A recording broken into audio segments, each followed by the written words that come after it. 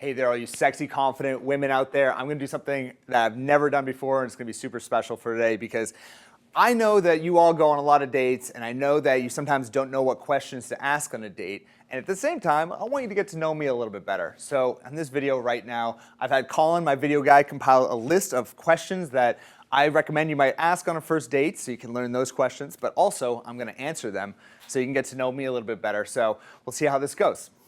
Ugh.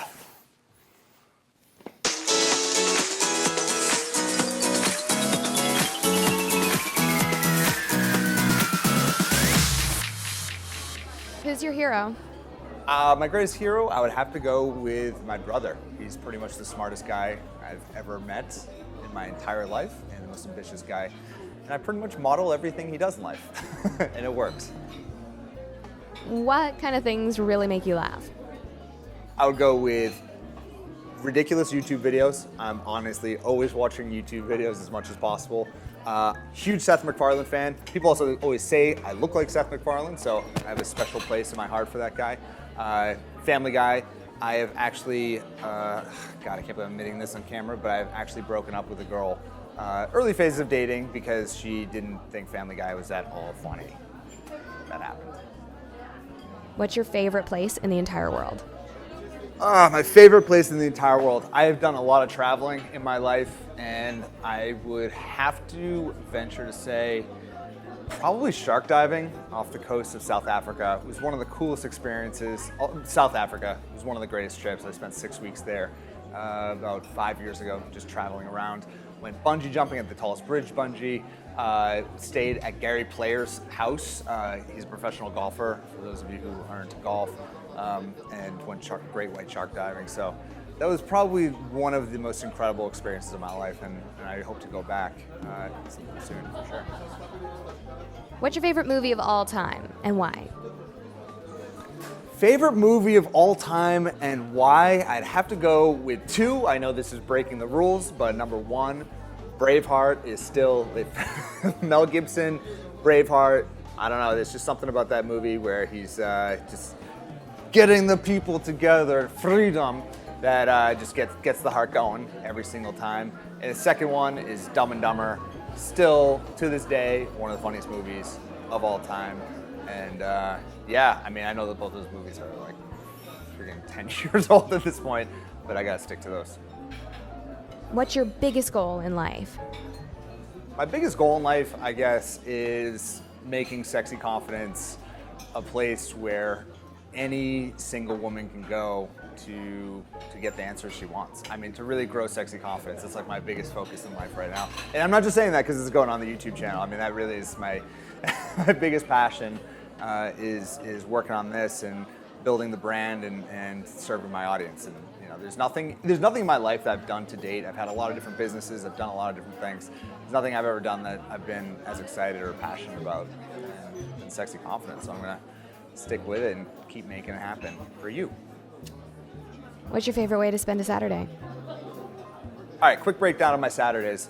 Number one, wake up, do brunch. I'm a big Bloody Mary fan. I love Bloody Marys with like the bacon, the everything in it, even like burgers in it, like really gross, filthy Bloody Marys. Then recently, not that you should drink and kiteboard, and I probably wouldn't do all these things necessarily in the same day, but recently my brother and I have started kiteboarding, which has been awesome. So I'd probably, if it's windy, go out kiteboarding. If it's not, my parents have a sailboat, go out sailing for the day. And then Saturday night, do a nice dinner with my girlfriend, then probably go out that night and get a little wild. I do like to party, I like to have a good time, and that's definitely where you'll find me, is drinking a Moscow Mule at some lounge bar somewhere, probably get my dance on a little bit later. Ow. Do you have any pet peeves? One of my biggest pet peeve, I know this is like a bigger issue than just a pet peeve, but it's when people can't just tell you what's on their mind, or they're too scared, so they go into really passive aggressive behavior. It's like my neighbor's super passive aggressive with any issues that we might have, and rather than just knocking on my door and having a conversation, which I've done with him, just knock on the door and talk it out. He'll like go to the landlord, or just any situation. That's something recently that I guess has happened, that will happen when we do 4 a.m. dance parties. and I probably deserved it. But just be open with people and just have a conversation. I think that's something that's kind of been lost in today's society with texting, and I think people just suck at conversations and just being open with it. What should I know about you that I would never think to ask about? That would probably be a second date question to ask. That's a tough one. So I pass. If you could live anywhere, where would it be?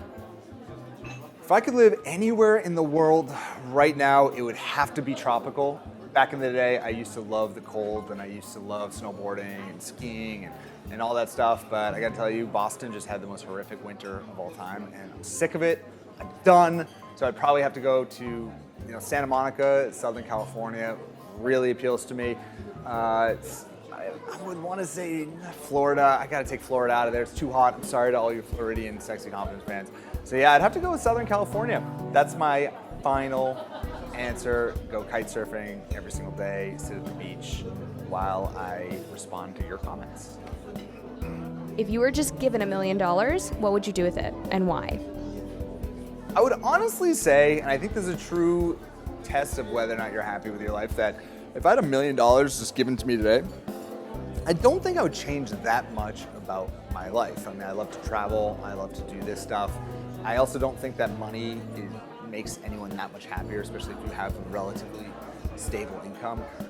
So with that said, though, I would buy a ton of toys, a shitload of toys. Like, I want to buy an electronic skateboard, like a skateboard that just goes electronically. I'd buy a ton more kiteboard stuff. I'd probably go on a really long vacation and stay in like the sickest resorts. And I'd have to donate some because I think that is the right thing to do. I'm trying to think of who I would donate it to first. I'd have to think about that. Probably some type of cancer research. And then finally, I would invest the rest because savings is important, okay?